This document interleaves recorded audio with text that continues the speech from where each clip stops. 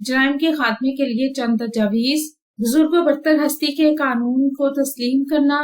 एक ये कि इल्हामी मज़ाहिब के मुताबिक इस कायनात को बनाने वाली बुजुर्ग व बरतर हस्ती के कानून को तस्लीम किया जाए, जिससे न सिर्फ इंसान की जान व माल, इज्जत व आबरू को तहफ़्फ़ुज़ फराहम हो, बल्कि सख्त तरीन सजाएं देकर जराइम की बीजगुनी भी की जाए।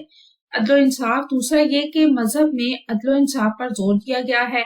अगर अदल इंसाफ के तकाजे पूरे किए जाएं तो जराइम नहायत कम हो जाते हैं। अगले मजहब की अखलाकी तालीमात पर अमल। अगर गैर इस्लामी मजहब की अखलाकी तालीमात पर सच्चे दिल से अमल किया जाए तो इसके बहुत अच्छे नताइज हासिल हो सकते हैं, मगर जराइम के इंसदाद के लिए सजा का होना जरूरी है। इसलिए जुर्म व गुनाह पर काबू पाने के लिए मजहब की हमेशा बहुत जरूरत रहेगी।